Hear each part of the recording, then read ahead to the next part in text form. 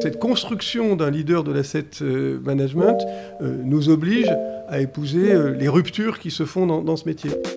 C'est un secteur qui est en hyper-transformation constante. Et c'est peut-être ça sa caractéristique. C'est un des secteurs qui a le plus muté sur longue période. On est dans cette mutation aussi du business model, d'un business model qui était d'abord un modèle de holding, puis ensuite qui est devenu un modèle hybride. Aujourd'hui, avec Christophe et avec notre gouvernance, nous souhaitons avoir un seul business model de gestionnaire d'actifs, soutenu par des fonds propres importants, mais pas trop. Eurazeo n'est pas positionné dans la restructuration d'une entreprise très mature, qui est déjà très établie, mais qui a peu de croissance. Eurazeo, c'est un accompagnateur et un stimulateur de croissance. C'est un fuel. L'Europe, elle peut devenir un leader de l'AI applicatif. Je doute qu'elle sera un leader des hyperscalers vu la base installée. Ce que nous disent nos équipes, c'est à la fois très stimulant mais un peu inquiétant, c'est que la vitesse de disruption par l'intelligence artificielle, y compris de sociétés innovantes qui sont des leaders de la tech de 3, 4, 5 ans, est très, très impressionnante. C'est-à-dire qu'en 6 mois, il peut y avoir des remises en cause de business model.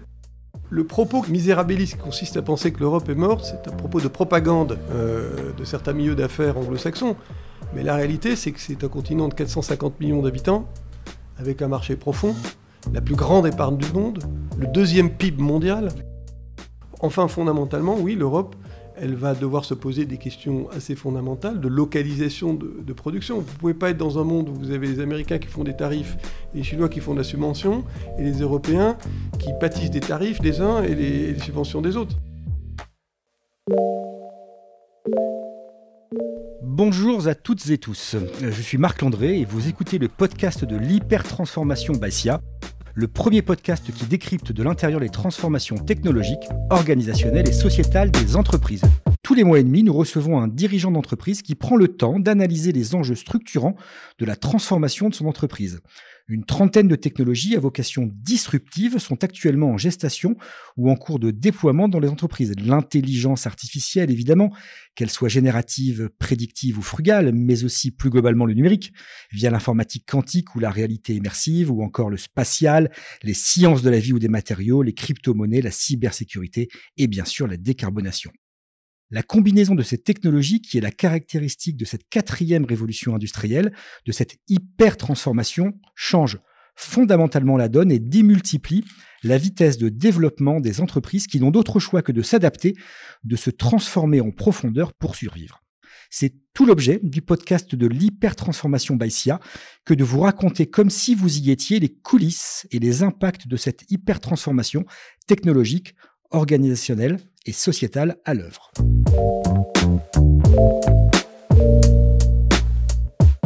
Pour le dernier numéro de la saison 2024-2025 de ce podcast, j'ai le plaisir de recevoir William Kadouch-Chassaing, le co-CEO d'Eurazeo, plateforme d'asset management spécialisée dans la gestion des marchés privés. William, bonjour. Bonjour Marc. Enchanté et surtout merci d'avoir accepté d'être le 9e invité du podcast de l'hypertransformation by SIA. Alors si vous en êtes d'accord, je vais faire très rapidement votre portrait et présenter Eurazeo pour lancer la discussion. William, vous avez 56 ans, vous êtes originaire de Périgueux et votre nom signifie, dans un mélange d'hébreu et de celte gaulois, chaîne sacrée. Vous êtes diplômé de Normal Sup, Sciences Po et agrégé de sciences économiques et sociales. Vous avez été assistant parlementaire et conseiller ministériel de Georges Sarr, prof à l'Université de Lille et en classe prépa, avant de rejoindre au milieu des années 90 JP Morgan comme économiste et de basculer alors définitivement dans le secteur de la finance. Vous intégrez la Société Générale à la fin des années 2000 post-affaire Kerviel et vous y jouez un rôle clé, notamment en tant que numéro 2 de la banque. Enfin, vous devenez en février 2023 co-CEO d'Eurazeo aux côtés de Christophe Bavière. Eurazeo, justement, est né il y a 50 ans de la fusion entre Eurafrance et Azeo, deux holdings d'investissement du groupe Lazard. Aujourd'hui, plateforme d'asset management de référence dans la gestion des marchés privés, vous investissez dans des entreprises non cotées, vos propres fonds propres et les fonds collectés auprès de tiers. Je pense aux institutionnels ou par exemple aux fonds souverains. Vous ambitionnez de devenir le leader du secteur sur les marchés européens du mid-market, de la croissance et de l'impact avec la mission de construire des champions européens aux ambitions mondiales. Alors vous gérez 36 milliards d'euros d'actifs, dont 37. 37 maintenant. Vous voyez, ça a changé depuis la préparation. Donc 37 milliards d'actifs, dont 10 au bilan et 30% en France. Vous avez collecté 4,4 milliards en 2024 et cédé 3,4 milliards de participation. Vous accompagnez 600 entreprises, dont une centaine avec prise de participation majoritaire. Enfin, Eurazeo est coté depuis 25 ans, emploie 420 personnes et a 12 bureaux dans le monde. C'est bien renseigné. Bon, jusque-là, tout va bien. Alors, ma première question va être très générale, William, pour vraiment lancer cette discussion et on creusera votre réponse par la suite. Quelle est votre propre définition de l'hyper-transformation du secteur de la finance en général et je dirais même d'Eurazeo en particulier? Le secteur de la finance est un des plus vieux secteurs du monde. Je ne veux pas dire que c'est le plus vieux métier du monde. Non. Mais c'est un des plus vieux secteurs du monde. Parce qu'il a accompagné les flux de commerce, parce qu'il a accompagné la mise en œuvre des projets dans le monde depuis des millénaires, les guerres aussi. Donc c'est un secteur qui est en hyper-transformation constante. Et c'est peut-être ça sa caractéristique. C'est un des secteurs qui a le plus muté sur longue période.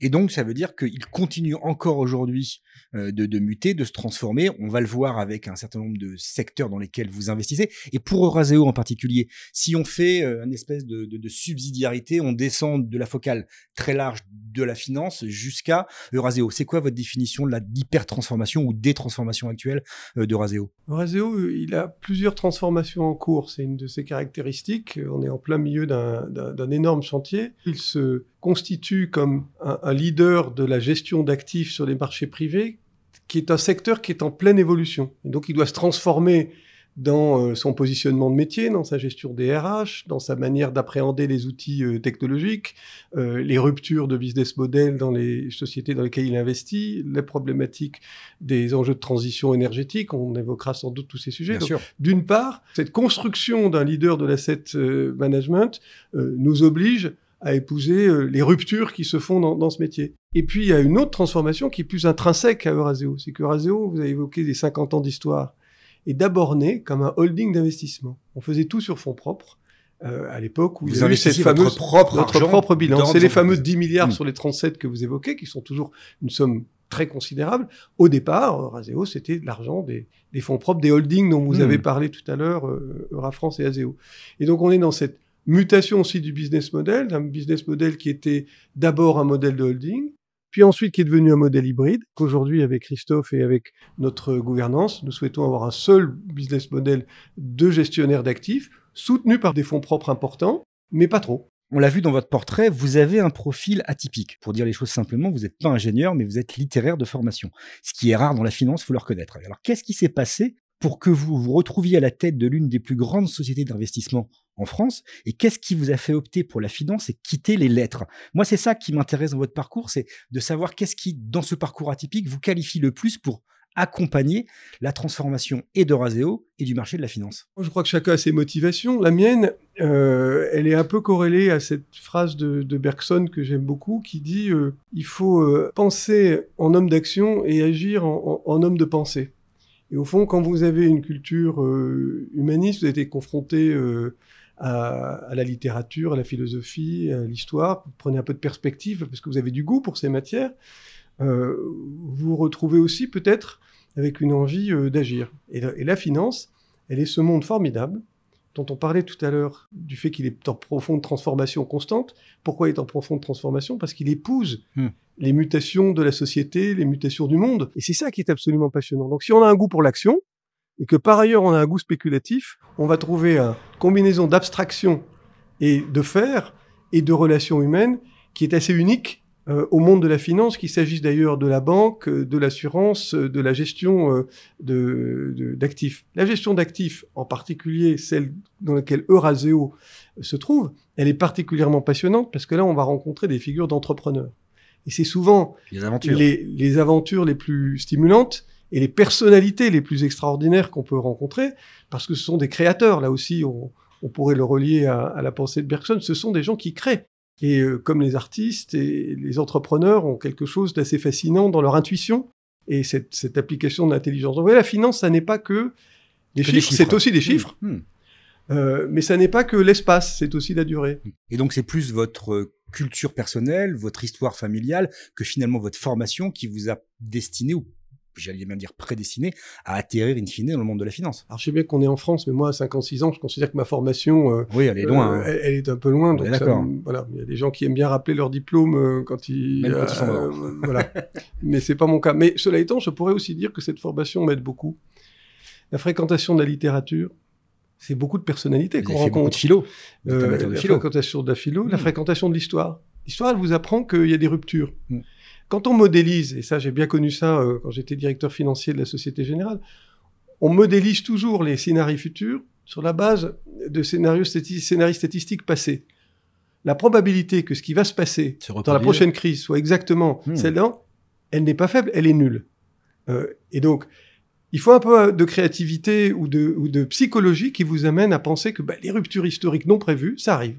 Et par exemple, ça s'appelle 2008, ça s'appelle 2011, ça s'appelle 2020, et ça s'appelle peut-être ce que nous sommes en train de vivre à tous égards depuis quelques mois. Vous avez lancé fin 2023 votre plan stratégique 2024-2027 qui vise à vous réorienter sur le marché du private equity. C'est une transformation profonde pour faire passer Eurazeo d'une holding d'investissement à un pur gestionnaire d'actifs. Quels sont les principaux changements que vous avez mis en œuvre et quel premier bilan vous pouvez tirer de cette première année d'exécution de votre plan? Si vous me permettez une précision, oui. Eurazeo n'a pas commencé sa mutation vers le private equity, puisqu'au fond, Eurazeo, en tant que holding, a été un des pionniers. Le renforcer. On a changé la manière dont on l'opère, c'est-à-dire qu'on ne le fait plus maintenant exclusivement qu'au travers d'un modèle de gestionnaire d'actifs. Dit autrement, nous faisons notre métier, nous déployons des fonds dans des sociétés pour le compte de tiers et de notre bilan, donc toujours avec cette obligation de penser que derrière, nous avons une responsabilité fiduciaire double, qui est une responsabilité fiduciaire vis-à-vis de nos clients dans les fonds, une responsabilité fiduciaire vis-à-vis de nos actionnaires dans la société cotée qui, au travers de notre choix d'allocation du bilan, mettent d'argent dans les fonds.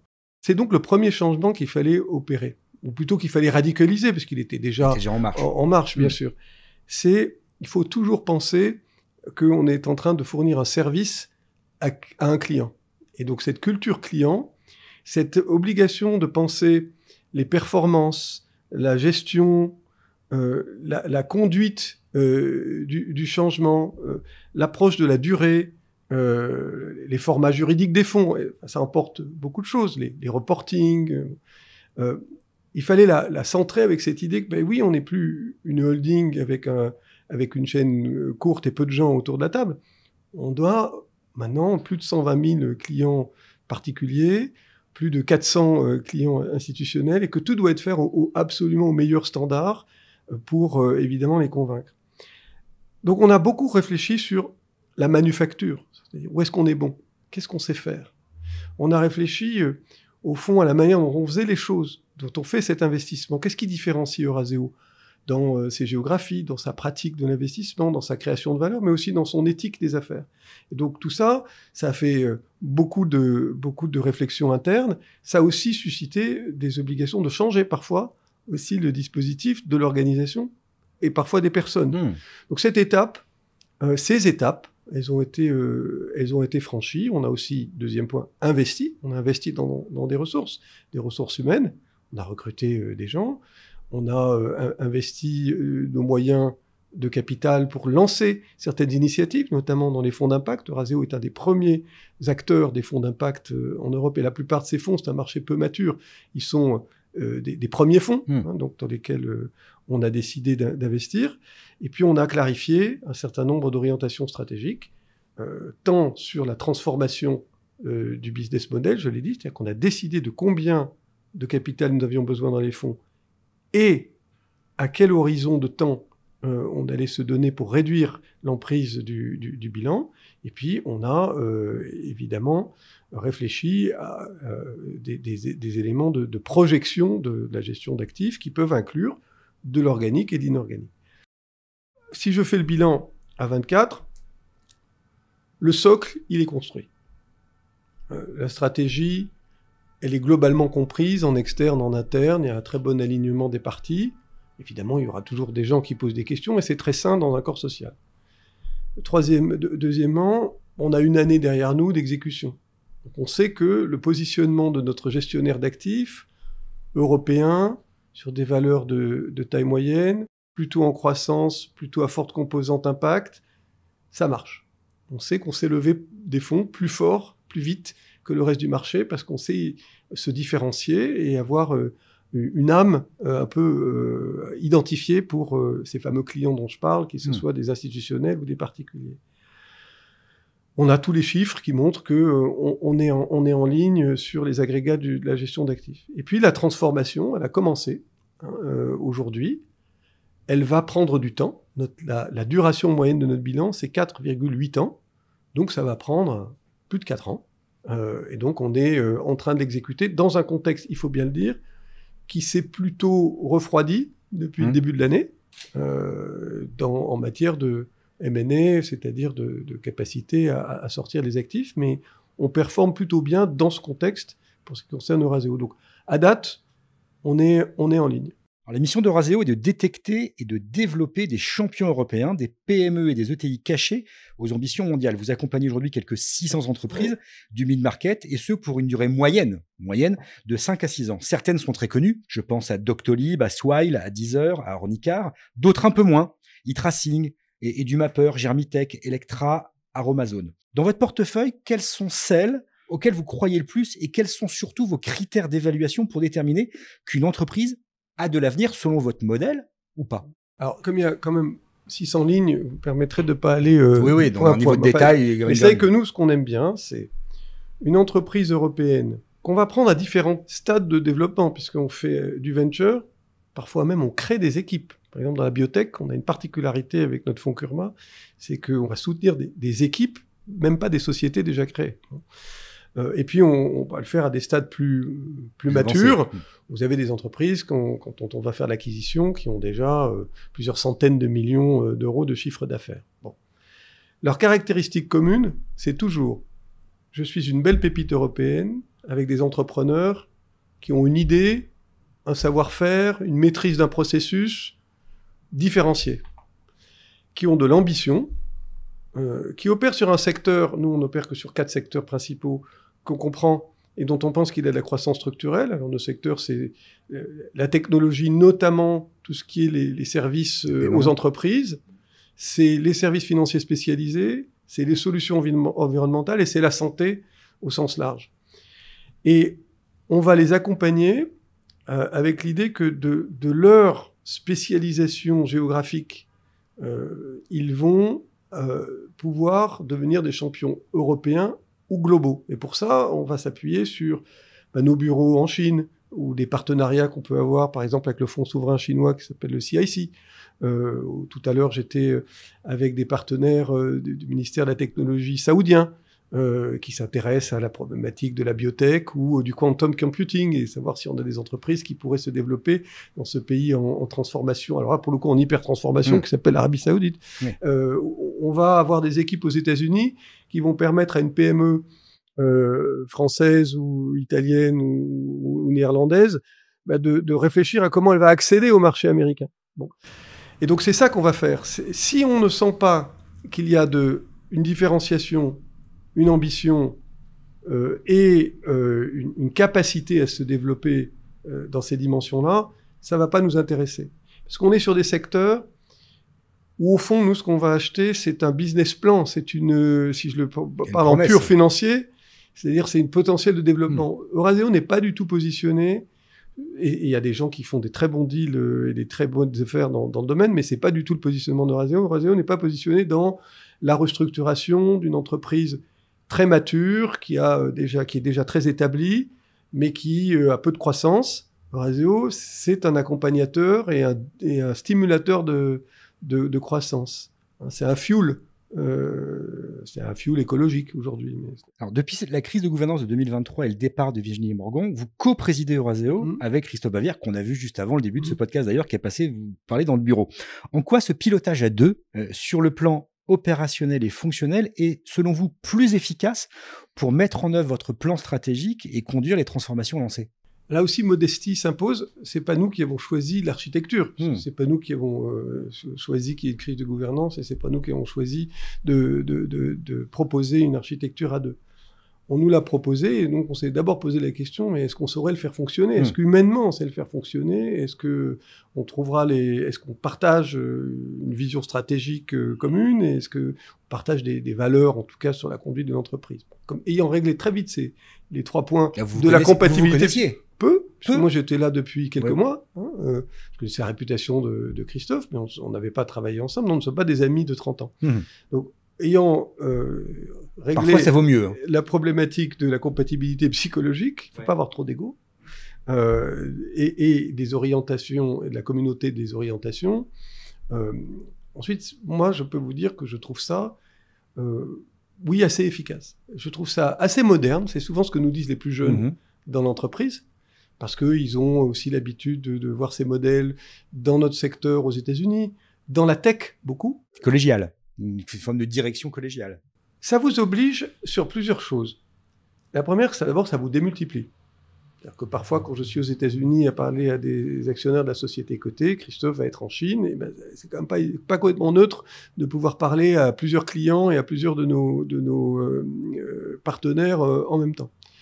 Deuxièmement, on n'a pas tout à fait les mêmes profils, les mêmes expériences. Donc on sait faire des choses et on sait voir des choses qui sont complémentaires. Donc on a moins la solitude du décisionnaire qui n'est pas tout à fait sûr que ce qu'on lui conseille autour n'est pas teinté. On est en train de réfléchir. Troisièmement, ça permet de prendre le temps de la décision tout en sachant qu'il y a une ardente obligation de décider.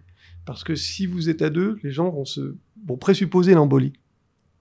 Et donc, il y a une espèce de discipline inverse, consiste à dire de déjouer complètement le système, c'est-à-dire de s'obliger à prendre une décision. La bonne décision, c'est rarement le compromis au milieu. Ça peut l'être, mais c'est rarement le compromis au milieu. C'est soit de se dire, j'ai bien écouté, finalement, je suis convaincu par l'argument de l'autre, et donc c'est l'argument d'un des deux, ou alors nous sommes arrivés à la conclusion qu'aucun de nos arguments n'était suffisamment convaincant. Voyons comment pensent les gens autour de nous. Donc ça vous oblige à être aussi plus efficace parce que pour construire la décision, vous devez mieux vous appuyer sur tout votre écosystème, vous devez plus écouter et vous devez être capable de changer d'avis. C'est des qualités humaines et des qualités de manager qui sont en fait assez fondamentales dans le monde dans lequel on vit, avec beaucoup d'incertitudes, beaucoup d'expertise. Il y a le nombre de gens dans cette entreprise qui ont plus d'expertise que William Kadouch-Chassaing sur un domaine est considérable. C'était vrai quand j'étais à la Société Générale, sauf qu'ils étaient 130 000, ici ils sont 420, mais je peux dire que ça reste vrai. Donc il faut des patrons qui aient cette agilité. Le fait d'être à deux, ça vous oblige. Ça vous rend plus agile. Voilà. D'ailleurs, on dit souvent qu'un bon manager, il a la capacité de s'entourer de gens beaucoup plus brillants que lui. Oui. S'il n'en a pas le plaisir, il faut qu'il fasse autre chose.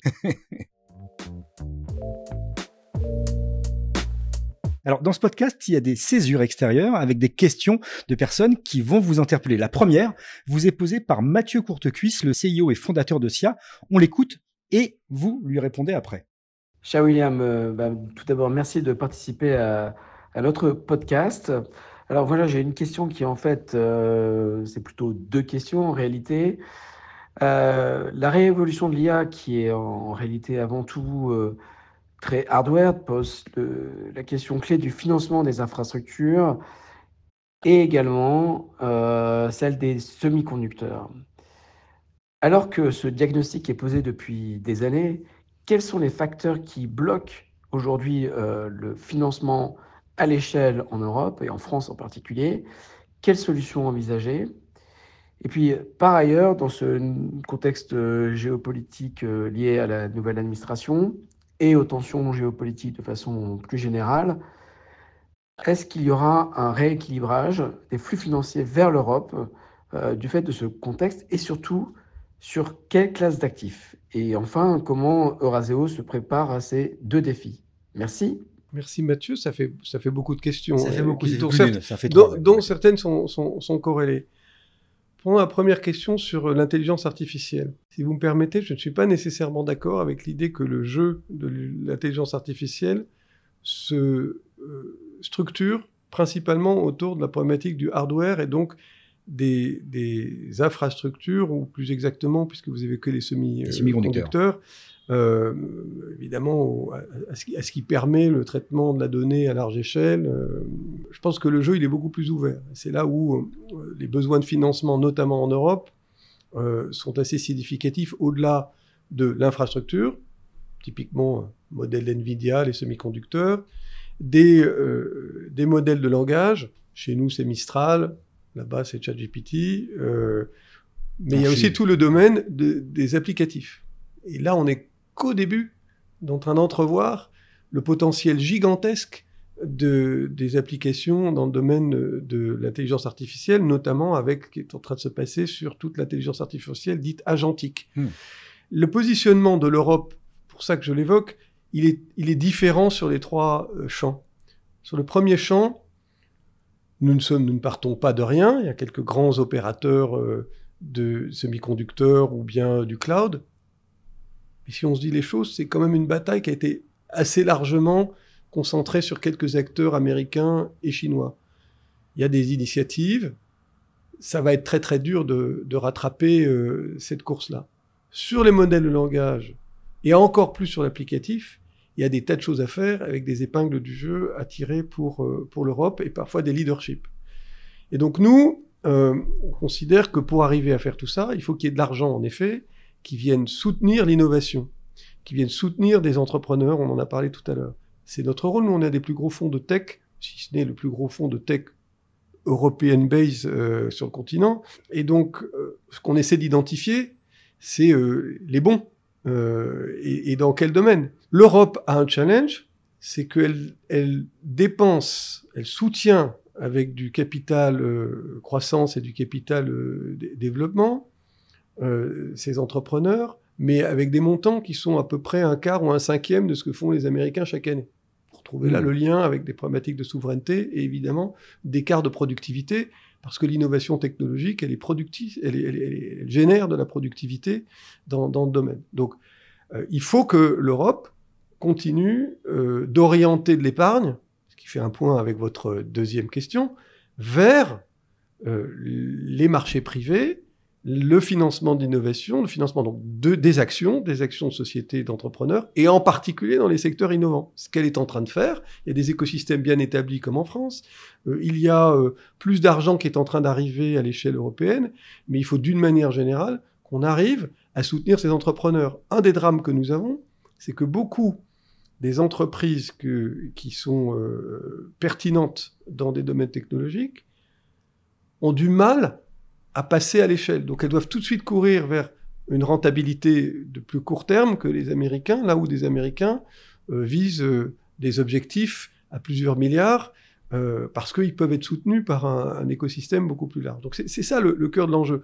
Ensuite, ça va se répartir de manière inégale selon les avantages compétitifs des zones. L'Europe, elle peut devenir un leader de l'AI applicatif. Je doute qu'elle sera un leader des hyperscalers vu la base installée. Sur l'épargne, il y a, c'est bien documenté dans le rapport l'État, près de 300 milliards d'euros d'argent européen qui va s'investir aux États-Unis. L'Europe, c'est un territoire de surépargne.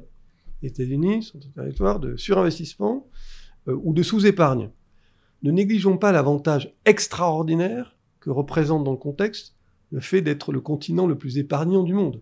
Nous avons une base qui nous permet d'envisager des investissements, que ce soit des investissements dans la transition écologique, que ce soit des investissements dans les infrastructures au sens global, physique, digital, ou que ce soit des investissements dans l'innovation technologique pure. Mais encore faut-il les orienter sur l'Europe. Voilà. Donc le principal sujet, il est de voir un environnement qui favorise la réallocation d'épargne européenne des États-Unis vers l'Europe. D'abord vers là où elle est productive.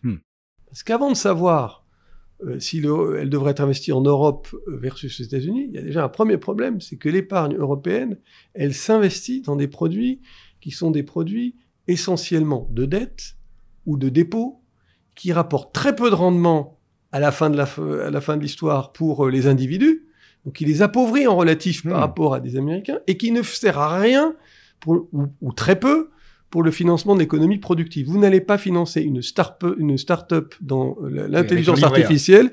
Voilà. Donc, clairement, il faut qu'on dégèle tout ça. Et puis, à l'intérieur de tout ça, assez naturellement, comme les rendements du private equity en Europe sont plutôt bons et plutôt meilleurs qu'aux États-Unis, vous allez trouver qu'assez naturellement, l'argent va s'investir en Europe. Donc, il faut qu'on soit moins naïfs collectivement. Nous, on essaie de faire notre rôle. Nous, on déploie notre argent en Europe. On collecte dans le monde entier, on déploie en Europe. Mais au-delà d'Euraseo, qui est un acteur relatif dans les milliers de milliards d'épargne européenne, il faut qu'enfin s'incarne le projet d'union de l'investissement et de l'épargne, qui était le nouveau nom de l'ancienne Union des marchés de capitaux. Et ça, c'est l'enjeu d'une génération. Il y a des choses qui sont sur la table. Euraseo est pleinement en soutien de tout ça. Qu'est-ce qui vous fait croire aujourd'hui que l'Europe a encore un avenir dans le monde économique, dans le monde financier, qui vous fait croire qu'au final, l'Europe pourra être aussi productive, voire plus productive que les États-Unis, et donc cette épargne, cette surépargne européenne se réallouer, se relocaliser en Europe? L'Europe, elle a un avenir parce qu'elle a un présent, et qui ne vient pas de nulle part, parce qu'il vient d'une longue durée de réussite économique, entrepreneuriale et patrimoniale, scientifique, créative, de presque 2 millénaires quand même. Et pour aller plus loin, si on pense évidemment à l'Antiquité, qui n'est pas pour rien dans un certain nombre de nos savoirs. Donc, le propos qui consiste, misérabiliste, qui consiste à penser que l'Europe est morte, c'est un propos de propagande de certains milieux d'affaires anglo-saxons.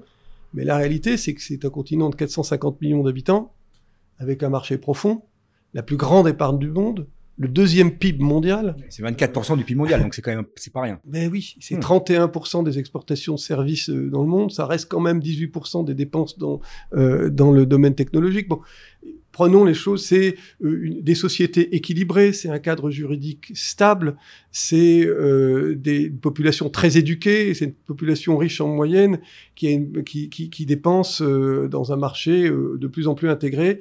Bon. Donc l'Europe aujourd'hui, elle a deuxièmement une caractéristique qui est fondamentale pour les gens qui pourraient investir, c'est que lorsqu'on investit dans les entreprises européennes, nonobstant une macroéconomie un peu molle, en fait on fait des meilleurs rendements que dans le reste du monde. Vous trouvez sur 10 ans, sur 15 ans ou sur 20 ans, des rendements du private equity européen ou des fonds d'infrastructure au moins aussi bons que les fonds américains. C'est bien parce que vous êtes capable de trouver des sociétés de très grande valeur et qui ont une capacité de projection mondiale. C'est vrai d'ailleurs dans les très grosses, et c'est vrai dans les plus petites. Donc, l'Europe, elle vient pas de nulle part, elle a un présent qui est nuancé par rapport à ses propos tout à fait désobligeants qu'on prête sur cette économie, mais elle a un avenir. Et là, aujourd'hui, nous, ce qu'on ressent, c'est qu'il y a une dynamique. Bien sûr qu'il faut dégeler un certain nombre de choses. Bien sûr que les écarts de productivité sont réels, parce qu'il y a eu un déficit d'innovation dans la technologie, parce qu'il y a trop de réglementation sur un certain nombre d'éléments, et peut-être parce qu'on n'a pas assez investi sur d'autres champs. Et donc, c'est ça qui nous rend un peu optimistes chez Euraseo par ailleurs, c'est que non seulement on voit des entrepreneurs qui, malgré certaines contraintes et tout ça, ont fait très bien, nous permettent de générer du rendement pour des investisseurs, mais en plus, il y a une dynamique de discussion tout à fait nouvelle sur la compétitivité, sur le besoin d'être moins dépendant sur le plan de l'énergie, sur le plan de la technologie, sur l'investissement. Sur les questions réglementaires. Voilà, et sur l'épargne.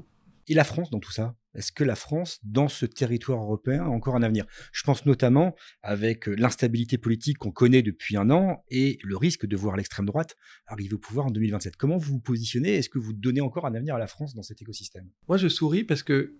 on le voit pas parce que c'était un podcast audio, mais effectivement, je confirme que vous souriez. Je souris doublement. La première, parce que il se trouve que moi, j'ai commencé mes études, on en a parlé tout à l'heure, comme historien. Bon, l'Europe, elle a quand même connu des pestes buboniques, plusieurs guerres mondiales et malheureusement des génocides. Donc, à l'échelle de ce qu'a été l'histoire du continent européen, je pense qu'on survivra à une crise ministérielle supplémentaire Pensez le temps long. Au Parlement. Donc, et nous, on s'inscrit dans ces histoires-là. On s'inscrit dans des histoires d'entrepreneurs qui, à partir d'un savoir-faire dans la santé ou dans la technologie, vont conquérir le monde.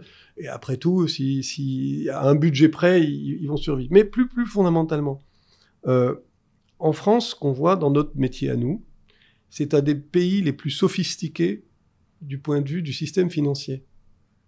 Il y a peu de pays au monde de cette taille qui ont à la fois, parmi les plus, le plus grand nombre de banques systémiques avec des vraies capacités sur l'ensemble du spectre de la banque d'affaires, de l'asset management, de la banque de détail, des services aux entreprises, comme BNP, Société Générale, Crédit Agricole, BPCE. Enfin, c'est assez unique. Elle a parmi les plus gros assureurs du monde, AXA parmi d'autres. Elle a le plus gros asset manager émanant d'Europe, Amundi, BNP, AXA en train de fusionner. Et elle représente à peu près 20 à 25%, ça dépend des classes d'actifs, du marché du private equity européen.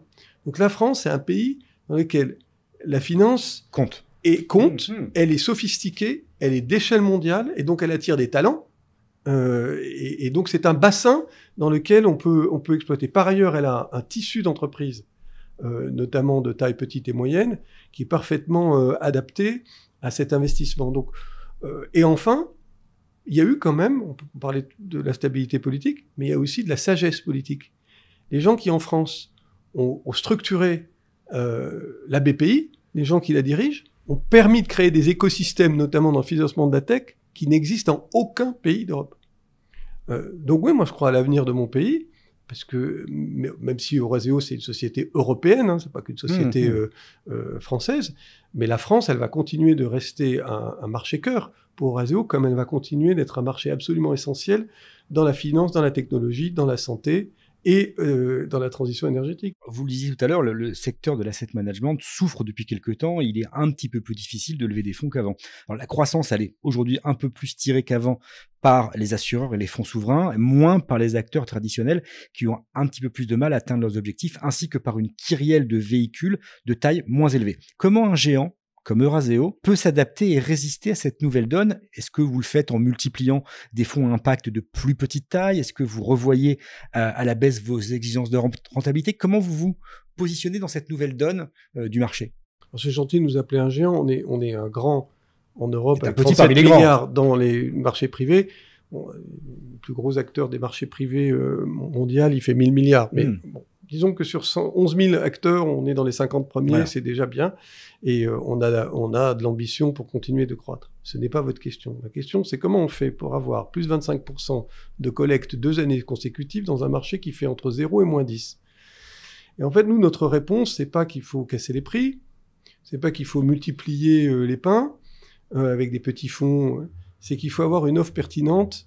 Et l'offre pertinente, c'est quoi? Il faut qu'elle soit lisible, que les gens sachent pourquoi, qu'est-ce qu'on veut faire avec une stratégie d'investissement. Il faut des équipes de qualité et stables, et il faut évidemment des performances. Et donc on travaille sur ces 3 dimensions. Il faut être pertinent, dit autrement. C'est pas plus gros, c'est pas moins cher, c'est pertinent. Donc c'est pour ça qu'on a décidé, au fond, que c'est faire Eurazeo depuis, si on regarde toute son histoire. Là encore, moi j'aime bien inscrire les choses dans la durée. Donc c'est pas parce qu'on est là depuis février 23 en tant que co-CEO avec Christophe qu'on se dit mais tout le passé n'a pas de valeur. Au contraire, il a beaucoup de valeur. 50 ans de savoir-faire dans l'investissement européen, vous avez déjà une partie de votre réponse. Ce que vous savez faire, c'est investir dans tout le continent européen de manière pertinente en ayant réussi dans votre histoire à identifier des accords, des Montclair, des Danone, et puis aujourd'hui, c'est des Doctolib, c'est des Aromazone, vous parliez des belles sociétés du portefeuille, voilà, 2 qui sont absolument remarquables. Bon. Et donc, c'est ça qu'il faut faire. Il faut être beaucoup plus différencié. Il faut évidemment investir dans sa ressource, dans sa ressource de fundraising, dans sa ressource de levée de fonds. Le monde dans lequel on venait vous chercher, c'est terminé. Parce que c'est devenu une classe d'actifs beaucoup plus grosse, beaucoup plus investie, et donc dans lesquels les acteurs vont pouvoir trouver une densité d'offres qui est plus grande. Donc il faut avoir une raison pour investir chez vous. Nous, qu'est-ce qu'on va dire à un Sud-Coréen assureur, un souverain moyen-oriental ou un fonds de pension finlandais? Vous voulez investir sur du mid-market européen avec une porte d'entrée qui vous permet de le faire dans de l'infrastructure, dans de la technologie, dans du buy-out ou dans de la dette. Il y a un seul acteur qui peut le faire sur le continent, et c'est nous. Deuxième césure, je dirais, du podcast, c'est la question posée par l'invité précédent. Donc, l'invité précédente était une invitée, c'était Anne Rigaille, qui est la directrice générale du groupe Air France. Elle a une question pour vous, on l'écoute. Bonjour. Nous savons que l'effort de décarbonation de l'aérien est une chaîne de valeur. Les compagnies aériennes sont en bout de chaîne, mais cette chaîne démarre par les producteurs d'énergie, les constructeurs, les motoristes, et la question du financement est centrale. Comment pensez-vous que nous, compagnies aériennes, puissions accélérer les choses? Et selon vous, quel acteur de cette chaîne de valeur a le plus grand effet de levier? Merci pour cette question. Je vais faire un petit commentaire préalable. Il se trouve que Eurazeo a pris depuis assez longtemps en compte la problématique de la décarbonation des secteurs dits harder to abate decarbonation. En bon français, c'est l'aérien et le maritime qui sont évidemment dans le transport parmi les modes de transport les plus polluants. Mais les transports, c'est 30% des émissions de gaz à effet de serre dans le monde. Alors, je fais ce commentaire parce qu'il se trouve que Eurazeo a choisi l'axe maritime. Mais ça me paraît un bon exemple de ce qui pourrait être fait dans l'aérien. Aujourd'hui, ce que Eurazeo fait, c'est qu'il accompagne via des instruments de dette et des prises de risque le financement d'infrastructures portuaires ou de révision des bateaux, que ce soit les moteurs ou les systèmes de propulsion ou d'autres éléments structurants, à des fins de réduire l'emprise carbone de ces infrastructures.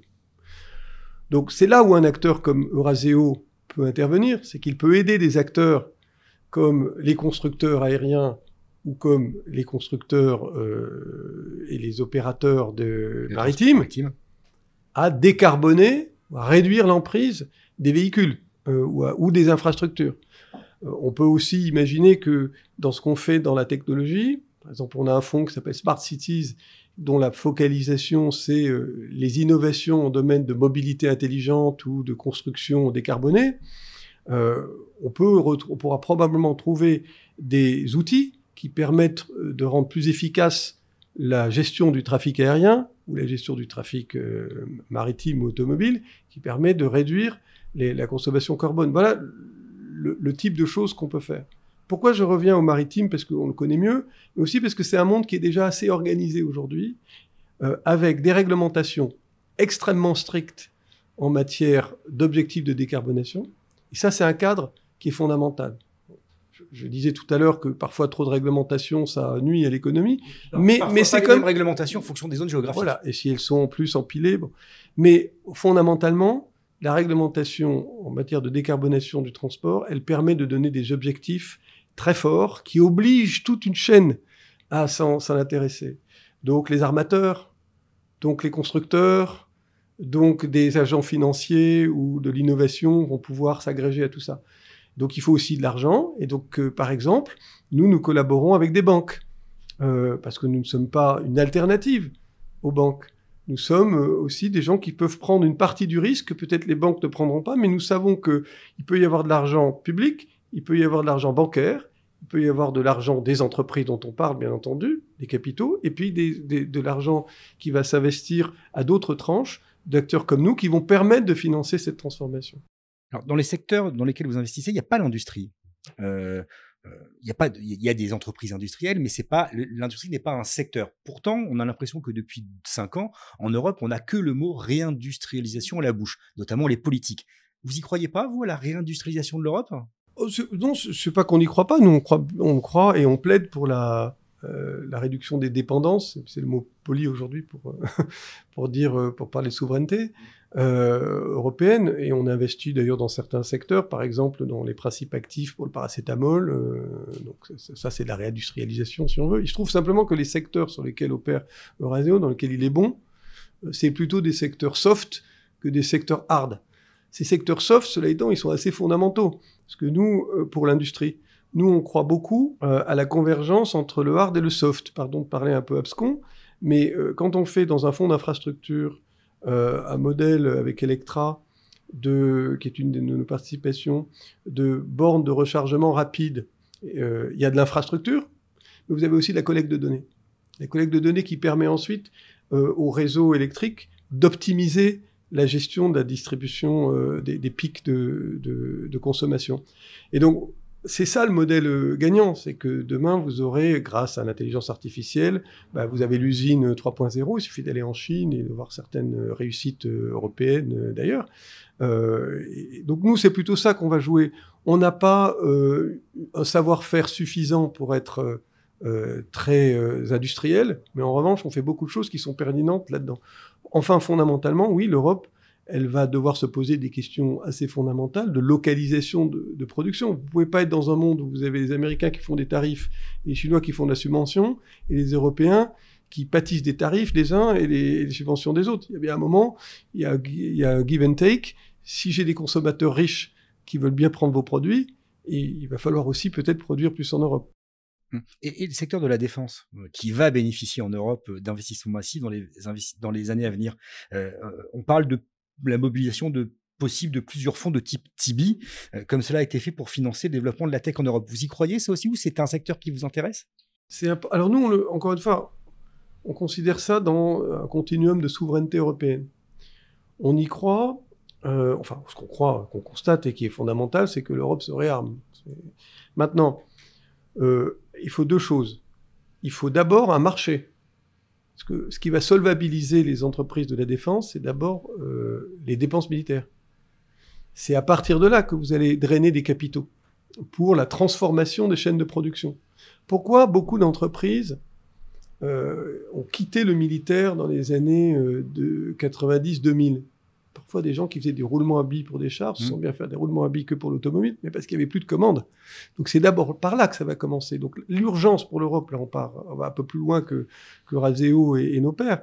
L'urgence pour l'Europe, c'est de penser à comment et à quel horizon elle va financer la montée de ses budgets militaires. Est-ce que c'est des eurobonds qui coordonnent ? Est-ce qu'on met l'Angleterre dedans ? En tout cas, le besoin, il est là. Voilà. Il est... Ensuite, une fois que vous avez cet horizon, vous allez avoir assez naturellement des entrepreneurs qui vont avoir des besoins de transformation ou d'extension de leur chaîne de production ou d'innovation. Et des acteurs comme nous vont être assez naturels pour les sélectionner et les accompagner sur du temps long. Voilà, c'est comme ça que ça va se faire.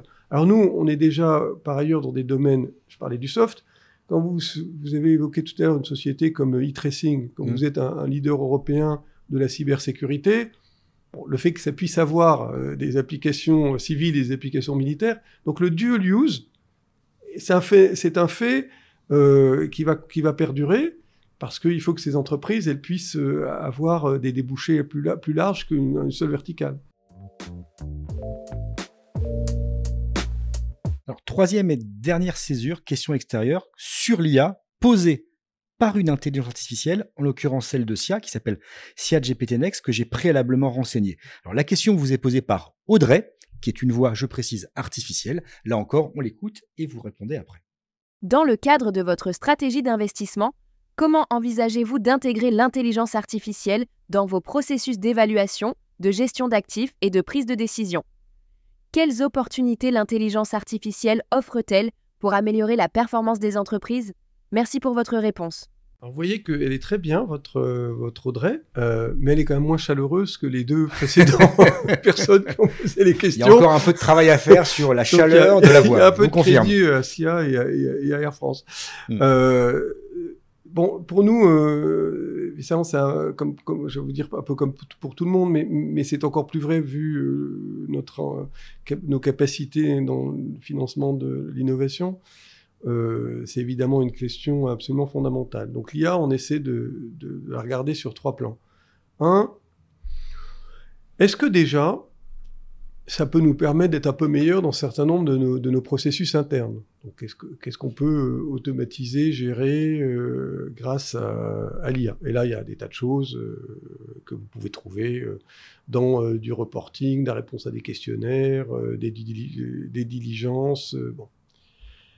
Deuxièmement, est-ce que l'IA, ça peut aider à notre prise de décision ? Et là, on n'est pas simplement dans l'automatisation et le débord de tâches un peu basiques. On est vraiment dans les débuts, on en parlait tout à l'heure, de l'intelligence artificielle agentique. On a plusieurs projets pilotes dans lesquels nos équipes d'investissement, alors au cœur d'investissement, font une espèce de dual track, dual processus, entre la manière de monter le dossier elles-mêmes avec un certain nombre de données et qu'elles ont pu collecter. Et puis la question qui est posée à des moteurs d'intelligence artificielle qu'on a essayé évidemment d'internaliser le plus possible une espèce sur de des groupe briques. miroir. Le groupe miroir. De façon à se dire, mais au fond, est-ce qu'il y a des biais de raisonnement que nous avons? Est-ce qu'il y a d'autres manières? Donc, et ça, c'est très puissant. Parce que ça donne quoi? Vous avez donné tout? On l'a déployé sur déjà 2 stratégies sur 10. Et pour l'instant, ça n'est pas trop contradictoire. Mais ça pourrait l'être. Ça sera intéressant. Donc, les équipes l'utilisent dans ce qu'on appelle le comité d'investissement, comme si vous aviez un membre du comité d'investissement, évidemment non votant, qui a donné un éclairage sur un dossier. Mais il pourra y avoir des moments, j'imagine, où il puisse y avoir des choses qui se révèlent et auxquelles les équipes n'avaient pas pensé. Puis évidemment, il y a le 3e pied. Vous l'évoquez, c'est peut-être presque le plus important aujourd'hui. Il n'y a pas une société dont nos équipes font une due diligence, que ce soit pour investir un instrument de dette ou un instrument d'equity, sans se poser la question, mais est-ce que cette société risque d'être disruptée ou est-ce que cette société peut bénéficier d'opportunités?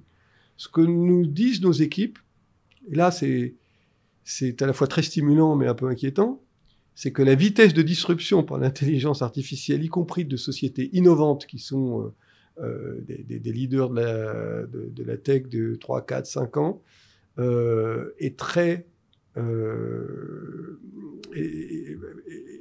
impressionnante. C'est-à-dire qu'en 6 mois, il peut y avoir des remises en cause de business model parce que des choses peuvent être produites par des moteurs d'intelligence artificielle, notamment en agentique, qui n'étaient pas envisageables il y a encore un an. Parce que la technologie le permet ou parce que leur capacité de pivoter est plus importante? Parce que la technologie le permet, parce qu'elle est diffusable, et parce que tout ça coûte beaucoup moins cher pour les gens pour lesquels vous fournissiez une prestation. Mais à l'inverse, vous pouvez aussi développer des nouveaux champs. Donc il n'y a pas une entreprise dans laquelle... Que se passe-t-il avec l'intelligence artificielle pour cette entreprise? La question ne se pose pas. Mais est-ce que vous imaginez, par exemple, à l'avenir, un acteur du private equity qui serait artificiel et qui prendrait ses décisions sans patte humaine? Je l'envisage difficilement sur certaines classes d'actifs. Je pense qu'il y a des classes d'actifs qui seront peut-être plus comme ça, notamment sur certains instruments de dette. Vous avez peut-être plus recours à des instruments statistiques.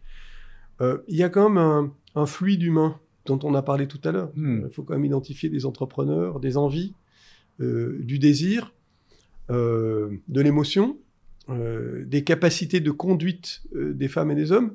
Parce qu'un des sujets, y compris d'entreprises de très grande qualité, c'est parfois que vous avez des leaders qui ont du mal à passer de là où ils opéraient, de la dimension où ils opéraient, à une autre dimension. Ça demande des capacités de prise de distance, de s'entourer de gens plus forts que vous, etc. Voilà, nous, on a un peu de mal à se convaincre que sur ce champ-là, la dimension humaine va disparaître. En revanche, il faut qu'on soit modeste. La partie recherche, savoir pur, elle est imbattable par les outils d'intelligence artificielle. Ils vont beaucoup plus vite pour les puiser dans un savoir absolument encyclopédique. Oui, il y a des effets de biais, mais tout ça va finir par se régler. Deuxièmement, et ça, c'est good and bad sur le plan de la conduite des sociétés, mais c'est certainement assez efficace pour des acteurs comme nous, la capacité de conseil, la capacité d'avoir un agent à côté de vous, qui est un de vos collaborateurs supplémentaires, super intelligent, oui, ça va faire partie de l'équation. Alors avant de conclure, il y a un dernier exercice auquel l'invité doit se plier. Il s'agit d'un portrait chinois en quelques questions simples, revisitées par mes soins. Alors vous devez répondre du tac au tac, presque sans réfléchir et sans développer. Alors si vous séchez ou ne savez pas, vous pouvez évidemment dire « je passe ».